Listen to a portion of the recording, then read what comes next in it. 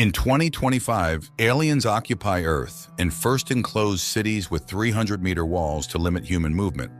Welcome to day 348 of our occupation. If there is no struggle, there is no progress.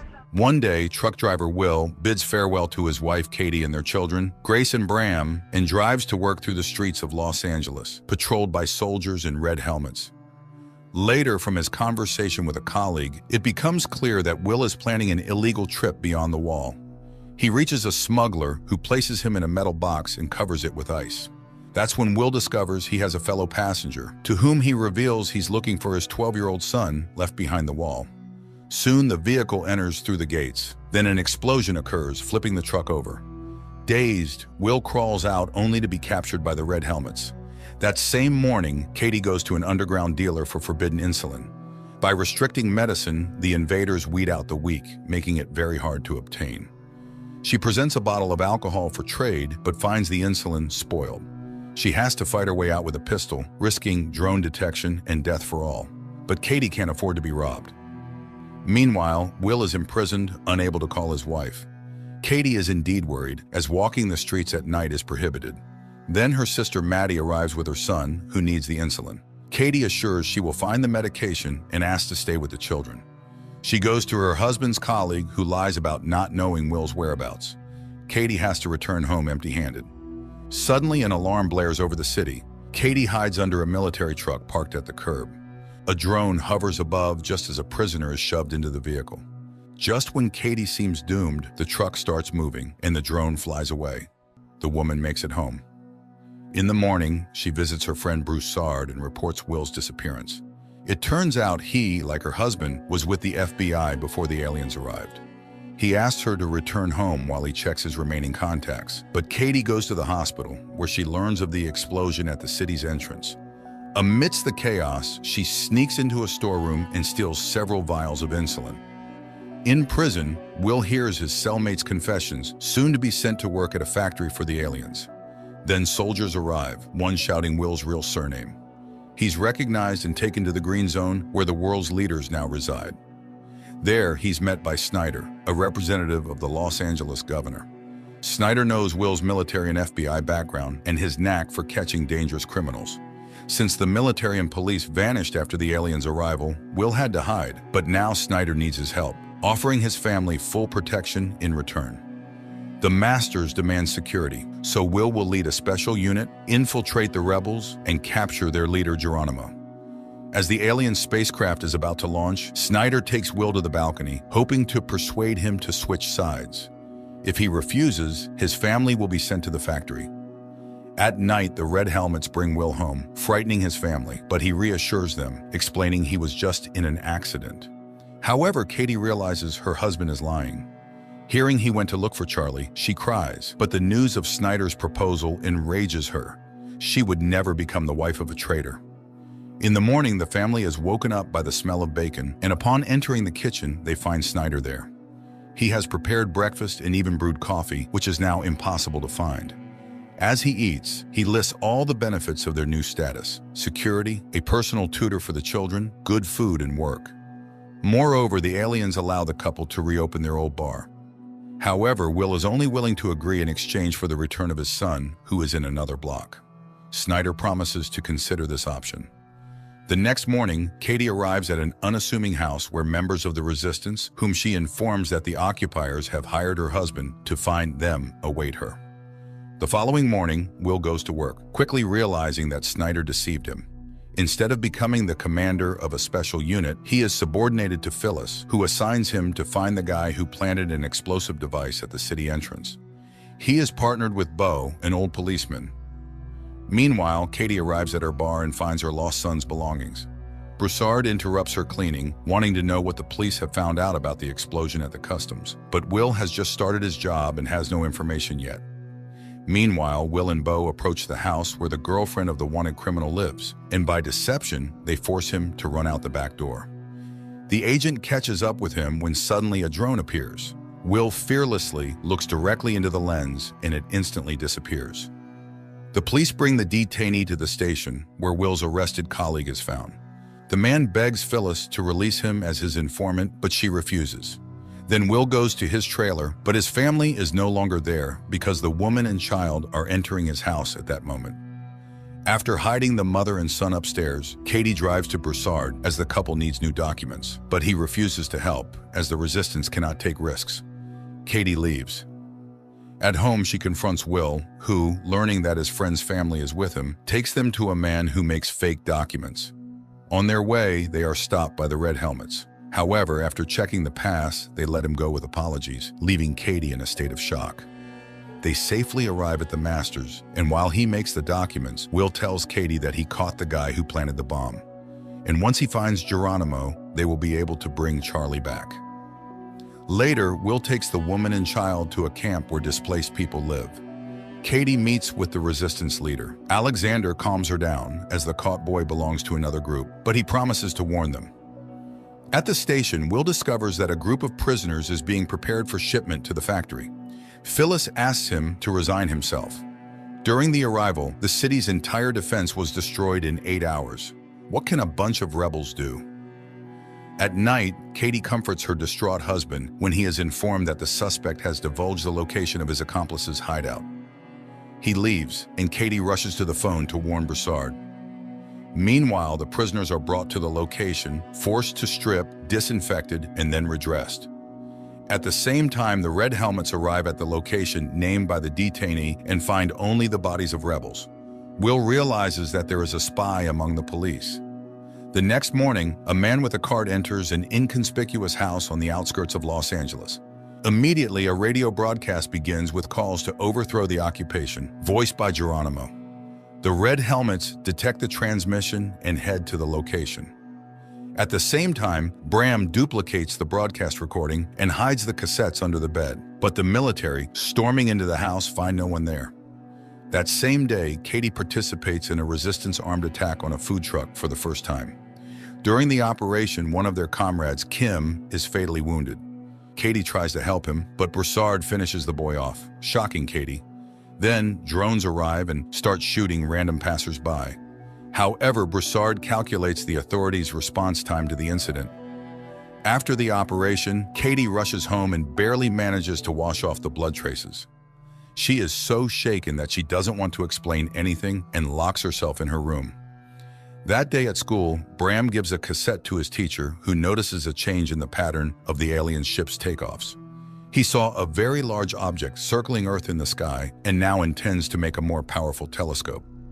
The police arrive at the scene of the incident. Will notices the body of a boy who was clearly finished off. Phyllis orders to take his photo and quickly learns his name. After that, the Red Helmets go to his house and arrest his parents. Will is outraged by this and fails to notice Broussard in the crowd, who heads to the resistance base and reports what happened. But Alexander is confident that Kim left no traces. Will then goes home, where Katie explains her morning behavior with the things found in the bar belonging to their son. Distraught, Will blames himself for being powerless against the Masters, but his wife promises her support. Later, Katie goes to meet Broussard. He justifies his actions as saving Kim from torture, but now she needs to extract everything her husband learned during the investigation from him. At the same time, Bram's friend asks for his help and leads the boy to an underground tunnel beneath the wall, where her brother slipped and injured his leg. It turns out their father worked there before the arrival, and now they use the tunnel to get beyond the wall. Will and Bo go to a cultural center listed among the places visited by the deceased Kim and find a rebel weapons cache. At the same time, Bram's friends tell him they've been going to the other side for 6 months to get food, as there's no one beyond the wall. Alexander learns about the lost weapons and asks Broussard to warn Katie about the inadmissibility of her husband's actions. He fulfills this request, but Katie is more concerned about her family's safety. Nevertheless, in the evening, she opens the bar to visitors. Suddenly, in the midst of the festivities, Snyder walks in. The man congratulates everyone on the opening of the establishment and then explains to Will that by revitalizing such places, the Masters allow people to safely release tension. Hearing this, Katie becomes furious, thinking they've sold out to the aliens for the sake of getting their son back. But Will is convinced that by continuing to work for Snyder, he will be able to find Charlie. Later, he speaks with Bo again about the spy. However, the former policeman, who has faced betrayal, doesn't believe in such a possibility. Meanwhile, Katie tells Broussard that the quick finding of the Resistance's premises is explained by a huge database and a woman who knows how to use it. She's ready to reveal her name if Will remains unharmed. Broussard swears to this. The next day, a squad of red helmets burst into the school. The military brutally arrest a teacher and beat a student. Returning to the base, one of them removes his helmet, revealing himself to be Broussard. Later, he explains to Alexander that he learned the duty schedule of the Red Helmets. Now they have a chance to be in the right place at the right time. That same day, Phyllis shows Will information about the Los Angeles rebels. If they unite and go on the offensive, the entire block will be cleaned out. She hopes Will understands what this means for him and his family and counts on his loyalty. Meanwhile, Katie takes the children for a walk with Lindsay, the governess appointed by the authorities, and turns on the streetlight, sending a prearranged signal. The sound of breaking glass is heard. The woman counts to 10, then pulls out a fire extinguisher. Only after extinguishing the fire does she call emergency services. The Red Helmets and Will arrive. He is outraged to find that his house is being searched, but such is the protocol. Katie is asked to go to Phyllis for interrogation. She promises the family enhanced security. Moreover, the neighbors are warned that if something happens to them, they will be held responsible. Katie is shocked, as now they will be feared. Phyllis interrogates her about everything, even the personal relationship between husband and wife. Meanwhile, Maddie goes to the Commission for the Preservation of Cultural and Artistic Items in search of work and introduces herself to Charlotte, the director, hoping to become her assistant. After his wife's interrogation, Will confronts Phyllis, but she shows him tapes found under Bram's bed and advises him to keep a closer eye on his son. For now, she'll hold on to these pieces of evidence. Furious, Will drives home, and after a tough conversation, Bram shows his father posters. Their appearance in the city signals the release of a new broadcast by Geronimo. Katie manages to extract a promise from Alexander not to touch her husband, and in return identifies her husband's boss, Phyllis, in a photo. Later, another broadcast by Geronimo begins in the city. This time, the police immediately detect the signal coming from the library and rush there. The man hears their approach but utters his final words, calling for resistance. He is arrested, although Will is sure it's not Geronimo, greatly disappointing Snyder, who had already informed the masters of their victory. That same day, Maddie witnesses Charlotte's anger, who needs a painting by a specific artist. Maddie reports she knows who had collections in the city, as she worked as an art historian. Meanwhile, the arrested man confesses during interrogation that he found the text for the broadcast in a pipe. The police go to the site and verify that the indicated pipe leads to the green zone. Charlotte's workers find art items in the house Maddie mentioned. In gratitude, the owner takes her on board and promises to help with insulin. That same day, Phyllis informs Will that as a sign of trust, she destroyed the tapes. The man goes home where Bram admits he listened to Geronimo because he was the only one who instilled hope in people. Katie arrives at the bar earlier than usual and finds Phyllis in the hall, who wants to talk to her alone. Phyllis talks about her husband and draws parallels with Will, who loves his wife so much that he doesn't see who she really is. She shows surveillance photos from the truck attack site and warns Katie that she's gotten involved with the wrong people. If Katie wants to survive, she will now work for her. After the conversation, Phyllis returns home where her paralyzed husband lies. She greets him, but upon entering the living room, she finds Broussard there. Phyllis immediately understands why he came and asks him to kill her husband too. Broussard shoots.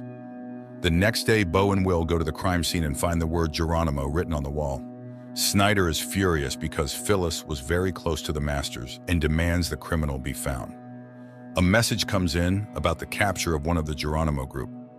Will interrogates the young man, who gives an address in the green zone. The Red Helmets burst in there, finding a concealed room and several people who call themselves the Geronimo Group. Meanwhile, Bram, accompanied by his girlfriend, passes under the wall and ends up in a deserted city where they find necessary supplies in a huge warehouse.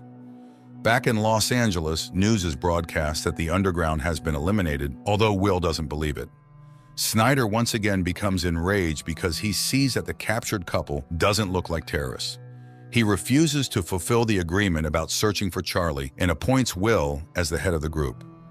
Will immediately begins searching for the mole, and Phyllis's assistant, Jennifer, reminds him of his wife, suggesting he might be the source of the leak. Returning home, Will sees Bram giving his sister markers brought from beyond the wall, but the son lies that he traded them for oranges. Snyder interrogates a man who claimed to be Geronimo, but he confesses that he is just an actor. Snyder convinces him to play out his role in exchange for being sent to another block. At the same time, Bram rushes to his teacher and promises to get him a powerful lens for his telescope. Will, secretly from his wife, searches the bar but finds nothing incriminating except for a book he doesn't recognize. The trial of Geronimo is broadcast on all channels, featuring relatives of the terrorism victims, and a scaffold for execution is erected in the square. The actor plays his role, believing Snyder's promises to eradicate terrorism. He realizes he's been deceived only when he finds himself on the scaffold, but can do nothing about it. Immediately after the execution, Snyder invites Will to join him, promising to show him something unusual. At the same time, Alexander's group prepares for a new attack, with Katie among the rebels. On the way, Will expresses his outrage to Snyder, who achieved nothing by executing the actor. But Snyder reminds him of the need to pacify the population and that he's bought time to search for the real Geronimo. Snyder's car moves through the city, guarded by a group of red helmets, including Broussard. At one of the turns, a decoy road worker sends them on a detour, and when the convoy slows down, Broussard shoots his colleagues. Snyder tries to run, but Will locks the doors as the car is armored. Rebels, disguised in red helmets uniforms, shoot at the car and manage to pull the door off, but Will shoots from inside and still gets Snyder out of the fire. Drones appear, but the rebels manage to escape. Will leads Snyder into the bar, where Katie arrives at the same time. Snyder is hysterical, but Will cannot guarantee protection by his own means. Katie asks Will in private not to risk himself for such a worthless person, but Will cannot leave a person without help. Realizing that the phone doesn't work, he goes outside to a payphone to call for backup. Meanwhile, Alexander, learning about Will's role in saving Snyder, is furious. But then Katie communicates via radio that the traitor is in the bar. She returns to Snyder and keeps the conversation going to lower his guard. He boasts about being a professor of economics, which earned him a high position. He mentions there are 7 more colonies, but he doesn't know what happens beyond them. Will returns, announcing that he has managed to call for reinforcement and it's on its way. Katie bandages Will's wound, and he confesses that Geronimo is a collective image, not one person. Katie asks not to interfere with Snyder's killing, but Will reminds her that another will take his place. Then, Snyder reveals that his people have found their son, and he is currently negotiating Charlie's return. Suddenly, there's a knock on the door. They hide Snyder in the bathroom. Broussard enters in a red helmet's uniform and searches the place. Katie leads him to the basement, asking to ensure Will's safety, but he can't guarantee anything as her husband is always diving into the fray. Broussard eventually leaves, but Will is sure he is a member of the resistance and will return with backup. They barricade the doors with Snyder, who again mentions Charlie, infuriating Katie as she's tired of his blackmail. Meanwhile, the rebels try to break into the bar, but fail. A frightened Snyder tells Will that the Masters have tested virtually every person, thus filtering out those they don't need, but he has never seen the aliens himself. As the rebels continue to press, Will orders Katie to hide, readying himself to defend Snyder. Then a smoke grenade is thrown in, and the militants storm in. Will opens fire. When one of the rebels finds Will, Katie shoots him, but Broussard aims at her, and her husband forces her to drop the weapon. The rebel herds them into the basement and leaves. However, Will finds a machine gun and chases after him, but by the time he gets upstairs, everyone is gone. Then, the real red helmets arrive and pull Snyder from the closet where Will had hidden him. In the evening, Will tries to reassure Katie, explaining that Snyder's tribunal was just a farce. There is no people's hero, and those who attacked them have no relation to Geronimo. Meanwhile, Alexander concludes that Katie is a double agent, simply leading them on.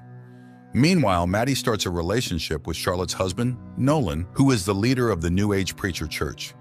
At the same time, Will identifies Broussard by photo, having seen him among the attackers, and receives an order to find and arrest him. The Red Helmets head to his address, but when they begin to storm the house, it explodes.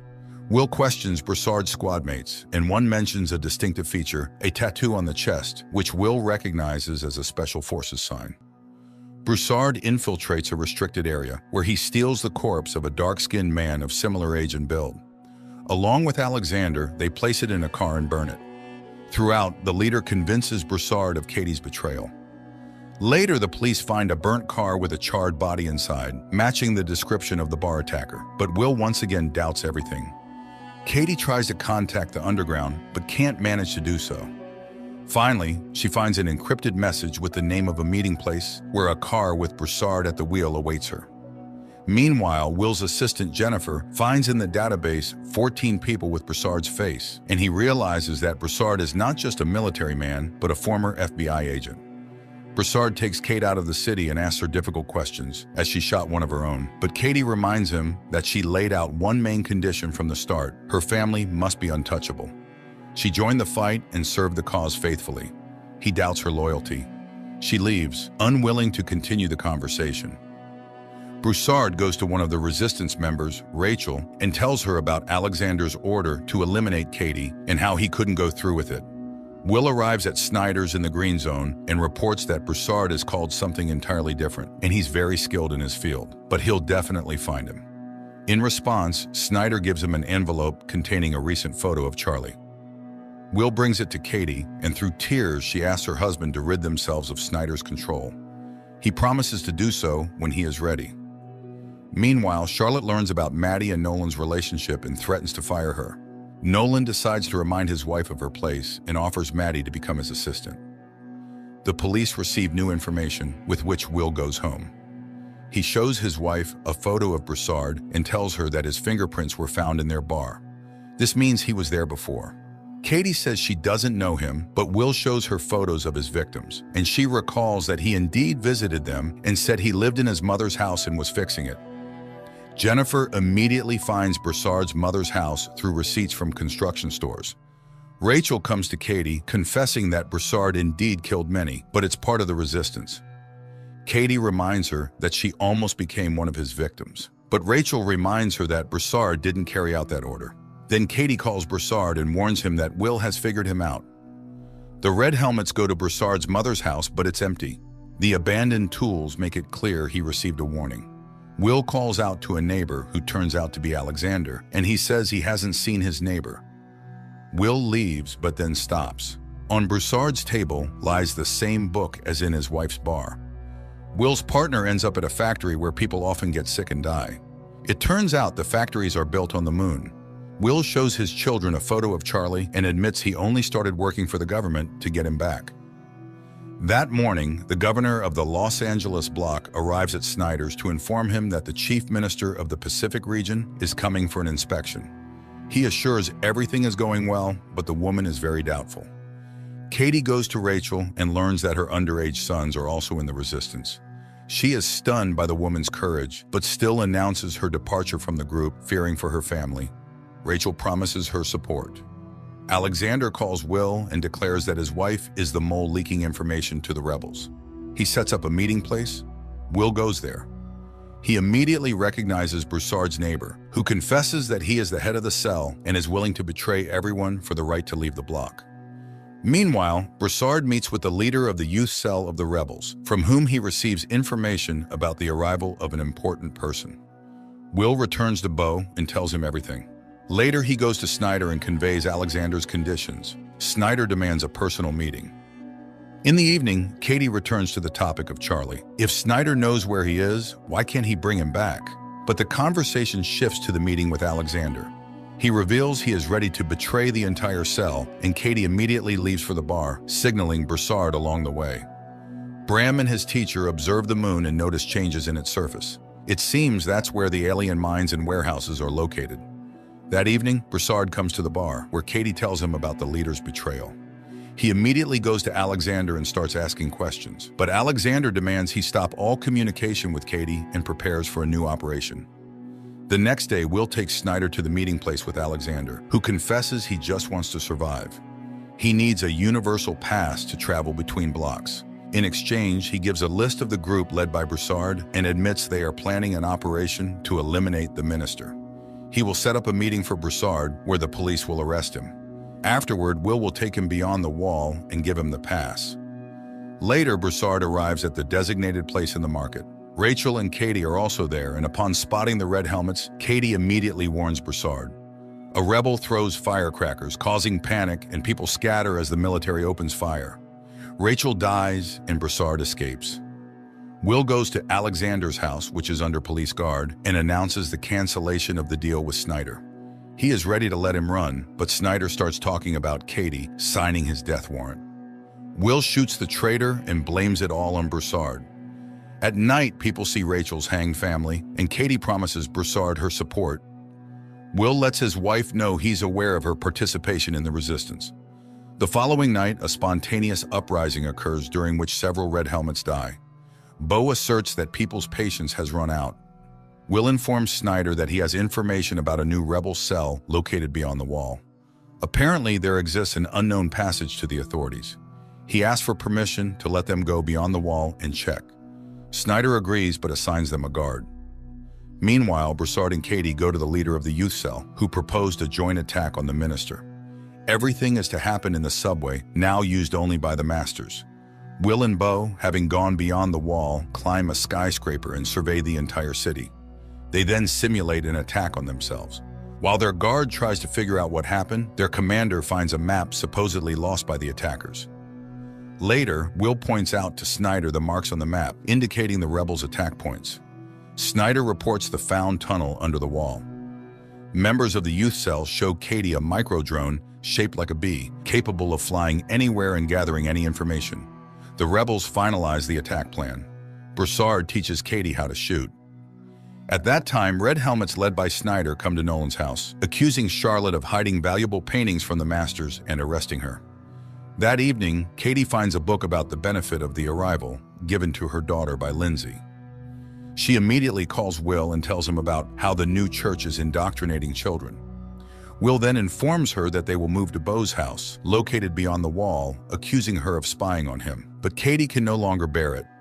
They constantly lie to each other, and it's killing their family. And hiding, even beyond the wall, is impossible. Will asks Bo to run alone. Katie and Broussard, killing guards, descend into the subway, open a backup entrance, and the group infiltrates inside. The rebels cause an explosion, derailing the train. Searching the wrecked wagons, people find an alien's body. Will learns about this and heads to the station, where the governor soon arrives, announcing the kidnapping of a master. There was already an incident when 2 aliens died, leading to Dallas's destruction, so people must understand what awaits Los Angeles if they don't find the missing master. At the same time, a group of rebels transports the alien to a secret location, blocking signals with metallic foil. Will rushes home and asks Maddie to hide the children. She suggests taking them to the green zone. He tries to find Katie, and Bram gives him a secret number his mother received the day before. While the rebels try to move the alien to another location, a curfew is declared in the middle of the day. Maddie and the children end up in a huge queue, and as they try to break through, Bram runs away. Meanwhile, the rebels hijack a red helmet's car and load the alien into it. At the same time, the police receive subway camera footage. Will recognizes Katie but doesn't show it.